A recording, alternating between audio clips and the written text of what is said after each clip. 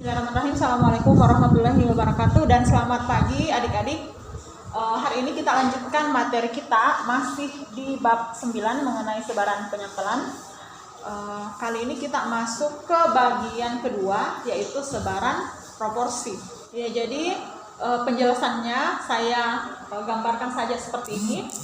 Jadi misalkan terdapat suatu populasi yang berukuran N, begitu, di mana dari populasi ini terdapat jumlah perempuan misalkan sebanyak X. Parameter proporsi untuk populasi ini kita sebut dengan Pi, yang merupakan pembagian X dengan N, atau banyaknya perempuan dibagi jumlah populasi itu atau ukuran populasi itu. Ingat ya adik-adik bahwa parameter memang itu untuk populasi.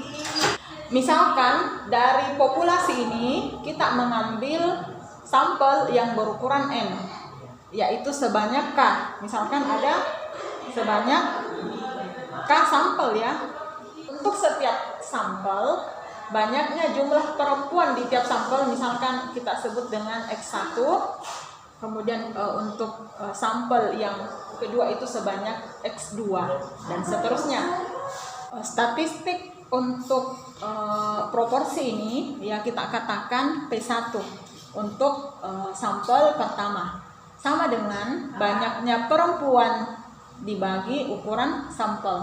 Demikian juga statistik proporsi untuk sampel kedua. Selanjutnya statistik proporsi ini kita kumpulkan ya, dan akan membentuk suatu data baru atau suatu sebaran data baru yang mempunyai rata dan juga simpangan baku.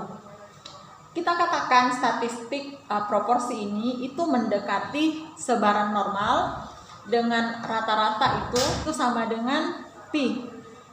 Pi di sini adalah proporsi untuk populasinya, dan simpangan bakunya itu sama dengan akar Pi dikali 1 dikurang Pi per N dikali ukuran populasi dikurang ukuran sampel ukuran populasi dikurang 1.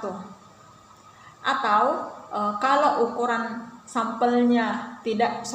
ukuran populasinya tidak diketahui, ataukah ukuran sampelnya itu cukup kecil jika dibandingkan dengan ukuran sampelnya yang besar, kita bisa menggunakan rumus simpangan baku yang kedua, yaitu akar Pi dikali 1 dikurang Pi per N. Karena statistik proporsi ini mendekati sebaran normal, sehingga untuk perhitungannya itu kita bisa menggunakan tabel sebaran normal baku yang ada pada lampiran C.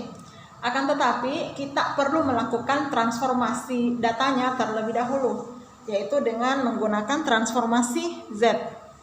Nah, ini adalah transformasi Z yang bisa kita gunakan, yaitu banyaknya jumlah proporsi pada sampel, jadi yang ini ya, dikurang proporsi pada populasi dibagi simpangan baku yang di sini, atau kita katakan simpangan baku proporsinya.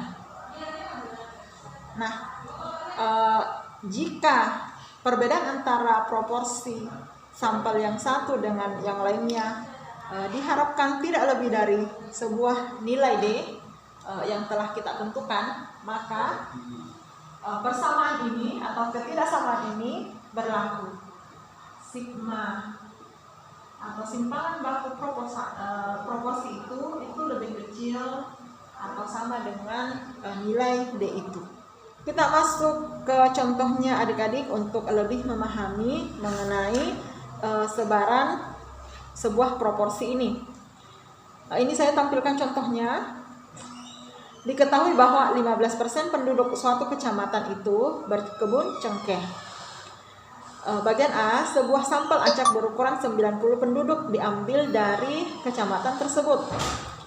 Kita diminta menentukan peluang bahwa dari 90 orang itu ada paling sedikit 20 orang yang bertani cengkeh. Bagian B, berapa orang penduduk harus diambil agar persentase petani cengkeh dari sampel yang satu ke sampel yang lain diharapkan berbeda paling besar 3%. Jadi adik-adik kita tuliskan dulu apa yang diketahui dan apa yang ditanyakan. Ya baik adik-adik, kita tulis terlebih dahulu yang diketahui. Proporsi dari populasi itu sama dengan 15% atau 0,15. Kemudian ukuran sampel yang diambil adalah 90 dan proporsi dari sampel itu sama dengan, ya kita lihat ada 20 orang petani per 90. Ya berarti 2/9 atau 0,22. Kemudian bilangan D itu sama dengan 3%. Ya atau sama dengan 0,03. Akan menjawabnya untuk menentukan peluang bahwa 20 orang dari 90 orang petani tersebut bertani cengkeh, kita akan menggunakan transformasi Z. Ya, Z itu sama dengan X per N dikurang P per sigma X per N. Kemudian X per N nya itu kan sama dengan P, berarti di sini 0,22 dikurang P nya itu 0,15 per sigma XN. Ya, karena sigma XN nya tidak diketahui, kita akan mencari sigma XN terlebih dahulu. Untuk menentukan simpangan baku X per N atau simpangan baku proporsinya, kita akan menentukannya dengan menggunakan rumus kedua, karena kita tidak mengetahui berapa jumlah atau berapa ukuran dari populasi. Nah, berarti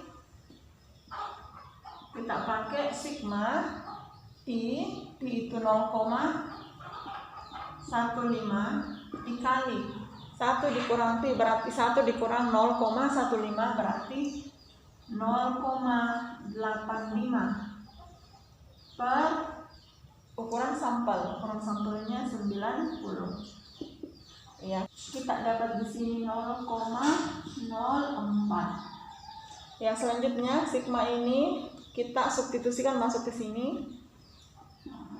Nah, kita angkat ini, kita dapat 0,22 dikurang 0,15 per 0,04, kita dapat nilai 1,75. Ya, di sini dikatakan peluang paling sedikit. Paling sedikit berarti Z itu lebih besar dari, lebih besar atau sama dengan, ya, dikatakan paling sedikit 1,75. Ya, kita gambarkan kurvanya untuk memudahkan. 1,75 di sini kan 0. Ya, 1,75 anggaplah di sini, ya, berarti kita akan mencari luas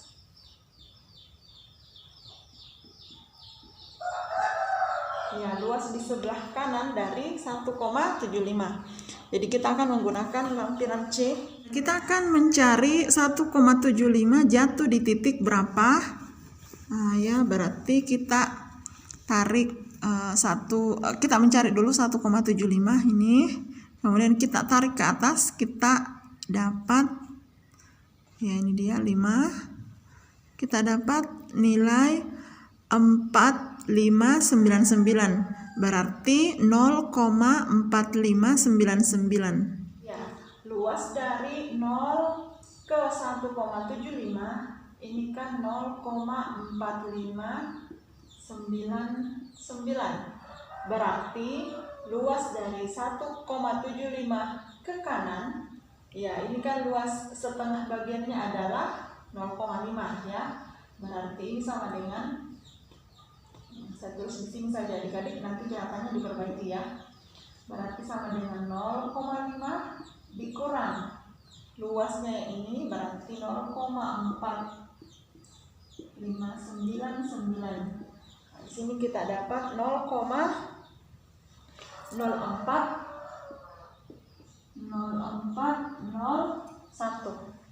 Untuk pertanyaan bagian B, kita akan menentukan berapakah ukuran sampel yang diambil untuk D-nya itu sama dengan 3% atau 0,03.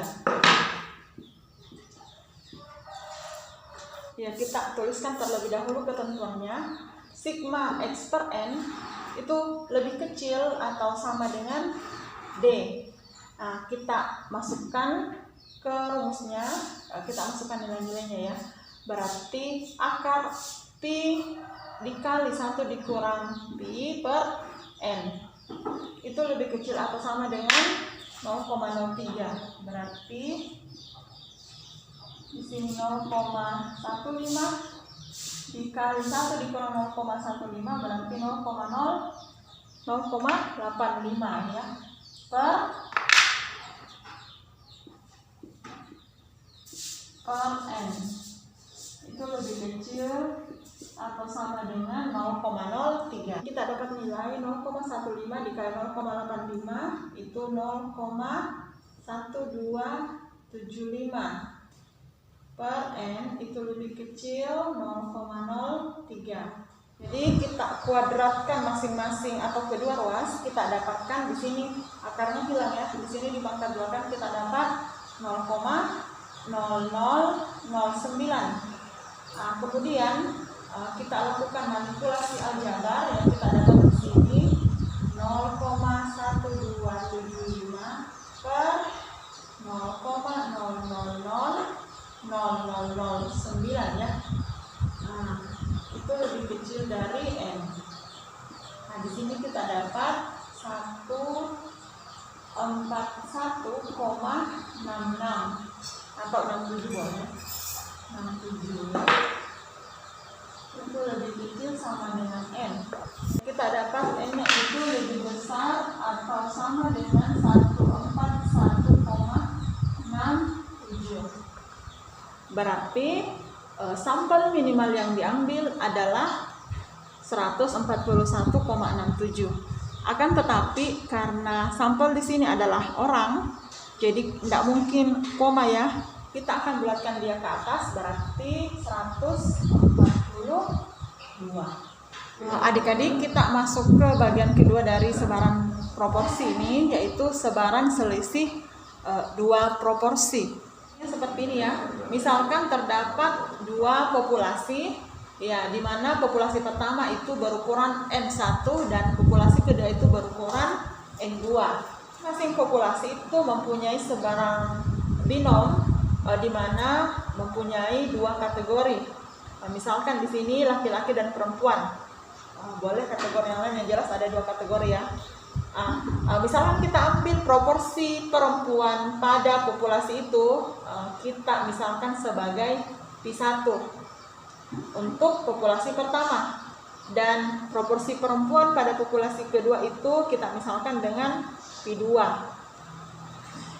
Pada populasi pertama kita ambil sampel yang berukuran N1. Ya, di sini sebanyak K. Demikian juga untuk populasi kedua kita mengambil sampel yang berukuran N2. Di sini saya misalkan sebanyak R.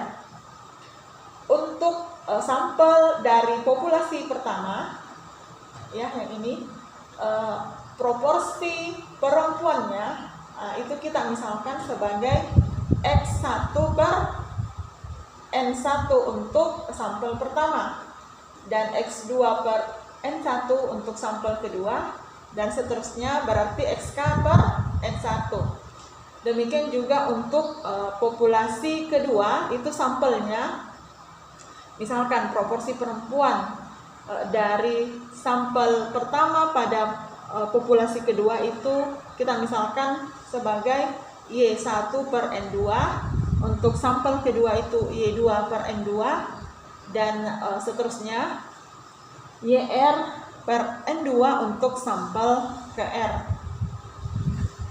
Nah, kita misalkan selisih dari masing-masing proporsi ini ya, itu sama dengan SP. Jadi misalkan X1 per N1 itu dikurang Y1 per N2, atau X1 per N1 dikurang Y2 per N2, dan seterusnya. Kita misalkan sebagai SP.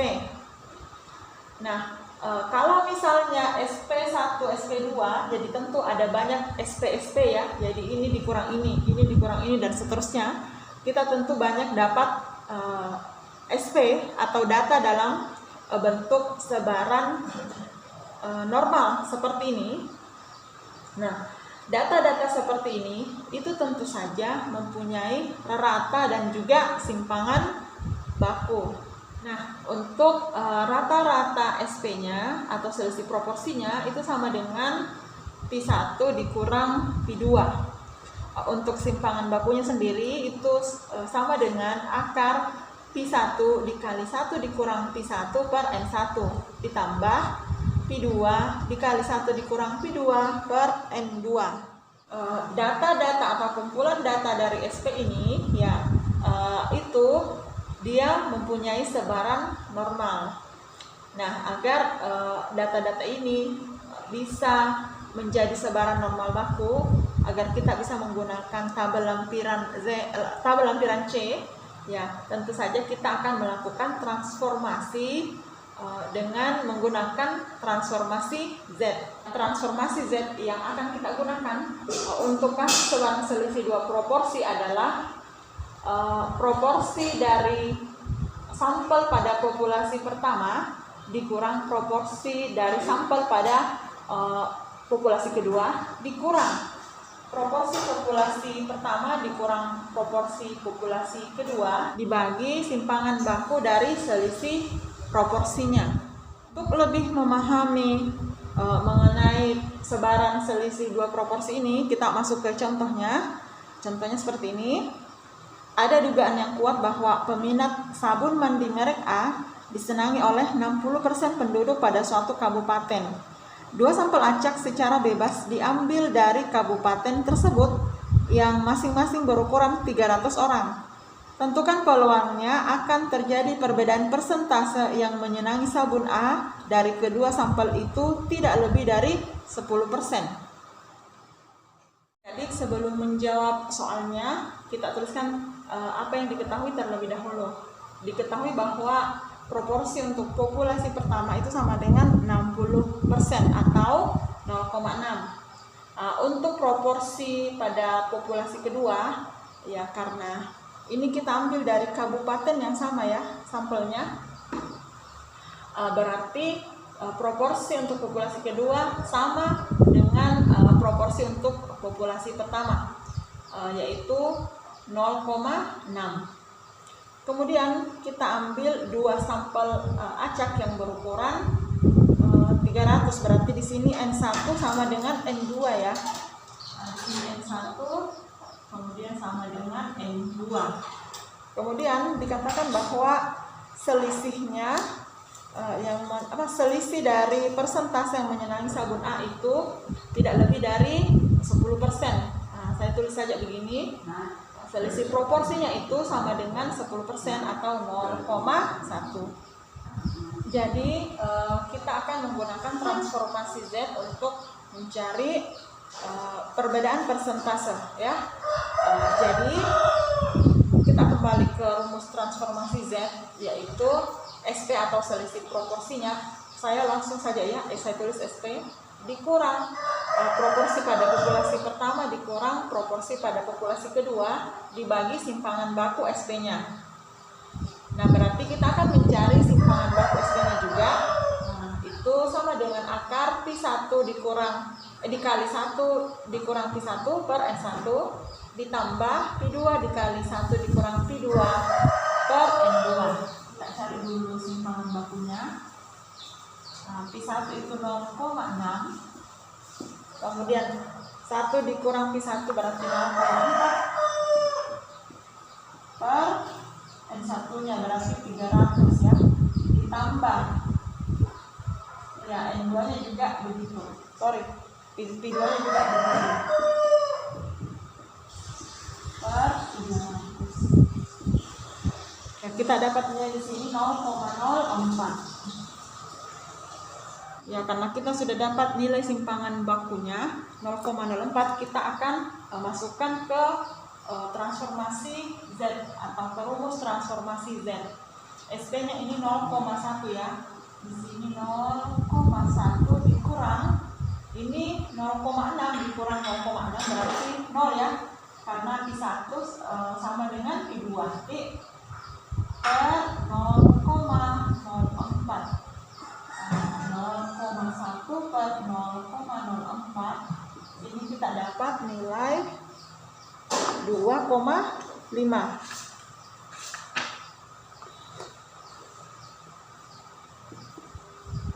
Nah gitu ya. Nah berarti kita akan mencari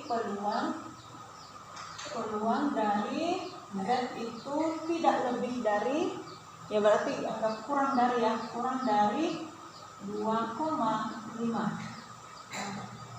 Kalau kita gambarkan di sini, gambar selanjutnya adalah kurvanya simetris ya. Kita anggap kurvanya simetris adik-adik.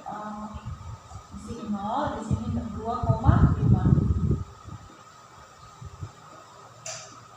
Tidak lebih dari 2,5 berarti luasnya ini semua ya. Seperti itu. Nah, jadi kita akan menggunakan tabel lampiran C, yaitu tabel sebaran normal baku. Ya, kita lihat di titik 2,5 ya, karena 0 ya, 2,50 nih ya, berarti sini persis 2,5 berarti kita dapat nilai 4938 ya. Ini saya perjelas 4938 ya. Dapat nilai tadi di sini 0,4938 nih, sehingga Z lebih kecil atau sama dengan 2,5. 0,4938 kita akan tambahkan dengan setengah dari luas kurvanya. Berarti di sini kan 0,5. 0,5 ditambah 0,4938 ya, kita dapat 0,9938. Ini diatasnya saja 0,9938. Perlu saya sampaikan di sini bahwa hasil yang kita dapat itu agak berbeda dengan hasil yang ada di bukunya ya. Karena di bukunya dia tidak mengambil rentang 0,5. Nah, sampai di sini tidak, dia mengambil dari min 2,5 sampai 2,5. Itu agak, menurut saya agak susah untuk diterima ya. Silakan adik-adik berpikir kembali, apakah kita akan mengikuti di buku ataukah menggunakan cara ini. Adik-adik, kita ke bagian ketiga dari pokok bahasan atau di bab 9 ini mengenai sebaran penyempalan, yaitu sebaran simpangan baku. Ya, perhatikan ilustrasinya seperti ini. Misalkan ada suatu populasi berukuran N yang memiliki simpangan baku dan simpangan baku sigma dan rata-rata mu. Dari populasi ini itu kita mengambil beberapa sampel yang berukuran N sebanyak K. Nah, untuk sampel pertama itu mempunyai simpangan baku S1, kita sebut seperti itu. Untuk sampel kedua kita katakan mempunyai simpangan baku S2 dan seterusnya. Untuk sampel ke K kita katakan memiliki simpangan baku K atau SK. Jadi jika S1, S2 sampai SK ini kita kumpulkan, dia akan menjadi data baru yang tentu saja mempunyai rata-rata dan juga simpangan baku. Nah, rata-rata S ini ya, atau rata-rata simpangan baku ini itu sama dengan simpangan baku dari populasinya. Kemudian untuk simpangan baku dari simpangan baku ini ya, itu sama dengan simpangan baku dari populasi dibagi akar dari 2N. Adik-adik, kumpulan data dari simpangan baku ini kita anggap dia berdistribusi normal. Sehingga untuk menjadikan dia sebaran yang berdistribusi normal baku, agar supaya kita bisa menggunakan tabel lampiran C, kita akan mentransformasinya dengan menggunakan transformasi Z. Seperti ini transformasinya, ya S dikurang simpangan baku dibagi simpangan baku S. Jadi untuk lebih memahami mengenai bagian C ini, kita akan membahas satu contoh. Ini contohnya saya tampilkan. Simpangan baku sebuah populasi yang mempunyai sebaran normal adalah 5,6. Sebuah sampel acak berukuran 125 diambil dari populasi tersebut. Kita diminta menentukan peluang sampel tersebut akan mempunyai simpangan baku lebih besar dari 6,0. Jadi kita akan tulis terlebih dahulu apa yang diketahui. Kemudian kita akan mengerjakannya sesuai rumus yang telah kita bahas. Ya, di sini diketahui bahwa simpangan baku populasinya itu sama dengan 5,6. Kemudian sampel yang diambil dari populasi itu berukuran 125. Kemudian kita tentukan di sini simpangan baku dari sampel itu 6,0. Kita akan menjawabnya. Kita akan menggunakan transformasi Z untuk kita bisa menggunakan lampiran C. Jadi sesuai rumus Z untuk sebaran simpangan baku ini itu sama dengan S dikurang simpangan baku atau S dikurang sigma per sigma S. S di sini adalah 6 dikurang sigma 5,6 per simpangan baku S atau sigma S. Nah, sekarang kita akan mencari sigma S terlebih dahulu. Di sini rumusnya sigma per akar 2N. Sigma di sini adalah 5,6 per akar 2 dikali 125. Kita dapat 5,6 per akar 250. Dapat nilainya 0,35. Nah, 0,35 ini kita masukkan ke rumus Z di sini. 6 dikurang 5,6 per 0,35. Di sini didapat 1,143. Berarti adik-adik kita akan mencari peluang Z itu ya lebih besar dari 1,143. Nah, gitu. Saya gambarkan dulu ya untuk grafik dari atau kurva dari Z. Di sini itu 0, sini 1,14 ini. Berarti kita akan mencari luasnya ini. Jadi kita akan mencari nilai dari titik 1,143. Jadi kalau kita perhatikan ya, kita cari titik 1,1 terlebih dahulu. 1,1 ini dia, saya perjelas ya. Nih, 1,143. Berarti kita dapat 3729. Ini kalau dia 1,14. Tapi yang ingin dicari adalah 1,143, sementara yang tersedia cuma 1,14. Berarti kita akan mencari rata-rata dari, untuk memudahkan ya, atau sebagai langkah pendekatan, 1,14 dan 1,15. Ya, berarti di sini kita dapat untuk 1,14 kita dapat nilai 3729, untuk 1,15 kita dapat 3749. Ya, karena tadi di lampirannya atau di tabelnya itu tidak ada nilai atau tidak ada titik 1,143 langsung ya. Berarti saya akan mengambil rata-ratanya saja sebagai pendekatan. Di 1,144 ditambah 1,14 ditambah 1,15 per 2 gitu kan. Nah, tadi kita dapat nilai 0,35. Untuk 1,145 kita dapat 0,3749 per 2. Nah, itu sama dengan, ya saya dapat nilai 0,3739. Nah, berarti luasnya ini itu 0,3739. Nah, berarti untuk luasnya ini 0,5, ya luasnya ini setengahnya dikurangi ini.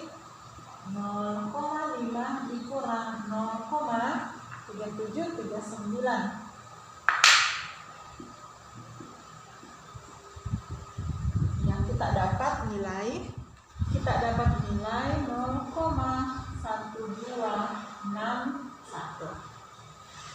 Ya, jadi kita peroleh jawabannya seperti ini. Itu agak berbeda dengan jawaban di bukunya ya. Kalau di bukunya itu didapat 0,0764. Di situ ada sedikit kekeliruan untuk pembacaan tabelnya. Silahkan dicek kembali adik-adik. Adik-adik, kita masuk ke bagian terakhir dari sebaran penyampelan ini, yaitu sebaran statistik khusus ya.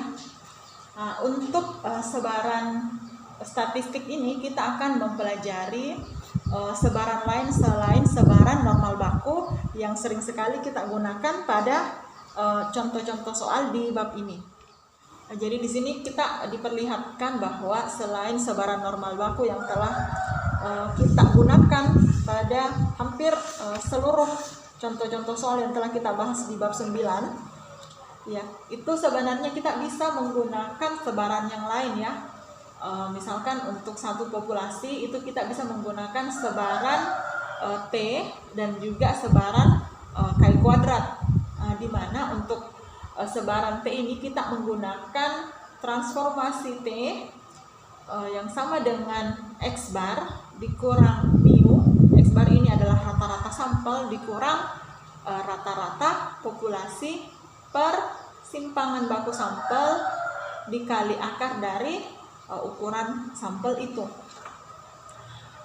Dengan derajat kebebasan itu sama dengan ukuran sampel dikurang 1. Nah, saya perlu ingatkan ya kembali adik-adik bahwa dua-duanya ini baik yang X bar maupun mu itu sama-sama rata. Tapi untuk X bar ini itu masuk ke statistik rata, sementara untuk mu itu kita masuk ke parameter rata. Jadi dibedakan ya antara statistik dan parameter. Ingat kembali mengenai definisi keduanya, itu telah kita bahas pada bab-bab awal atau pada pertemuan-pertemuan awal ya. Statistik itu untuk sampel, kemudian parameter itu untuk populasi.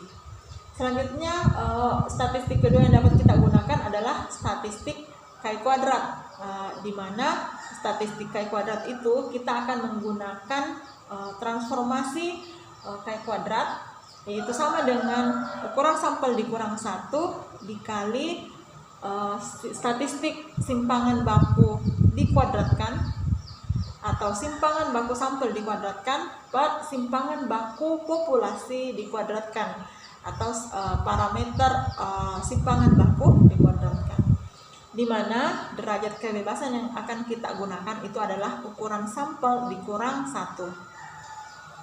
Nah, kalau untuk dua populasi, kita akan menggunakan transformasi F, dan kita akan mengasumsikan bahwa sebaran dari data itu yaitu mengikuti sebaran F, di mana transformasi F menyatakan ya simpangan baku sampel pertama itu dikuadratkan dibagi simpangan baku populasi pertama dikuadratkan dibagi simpangan baku sampel kedua dikuadratkan dibagi simpangan baku populasi kedua itu dikuadratkan, dengan derajat kebebasan untuk yang pertama atau untuk populasi pertama itu ukuran sampel pertama dikurang 1, dan untuk derajat kebebasan keduanya yaitu ukuran sampel kedua dikurang 1. Untuk bagian terakhir ini itu kita tidak diberikan contoh yang menyangkut